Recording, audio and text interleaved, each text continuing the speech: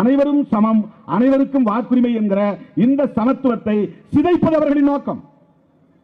அனைவரும் சமம் என்பதை ஏற்றுக்கொள்ள முடியாது. அம்பானிக்கும் அதானிக்கும் ஒரு ஓட்டு, தெருவில் இருக்கிற பிச்சை எடுக்கிறவனுக்கு ஒரு ஓட்டு.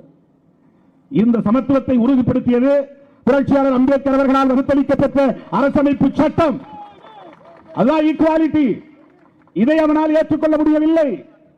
தொடக்க காலத்தில் பிரிட்டிஷ் ஆட்சி காலத்தில் உயர் சாதி வகுப்பை சார்ந்தவர்களுக்கும் கல்வி கற்றவர்களுக்கும் பட்டா வைத்திருந்தவர்களுக்கும் மட்டும்தான் வாக்குரிமை இருந்தது. அந்த நிலையை மறுபடியும் கொண்டு வர பார்க்கிறார்கள். பட்டா போன்ற சொத்து பத்திரங்களை அல்லது இதர ஆவணங்களை காட்ட முடியாதவர்கள் வாக்குரிமையற்றவர்களாக மாற்றப்படுவார்கள். சிறுபான்மை சமூகத்தை சார்ந்தவர்களும் பெரும்பான்மையானவர்கள் வாக்குரிமையற்றவர்களாக மாற்றப்படுவார்கள். ரொம்ப தெளிவாக, பட்டவர்த்தனமாக, அப்பட்டமாக குடியுரிமையை உறுதி செய்வதற்கான ஒரு சிறப்பு நடவடிக்கையாகத்தான் இந்த எஸ்ஐஆர் என்கிற நடவடிக்கை மேற்கொள்ளப்படுகிறது.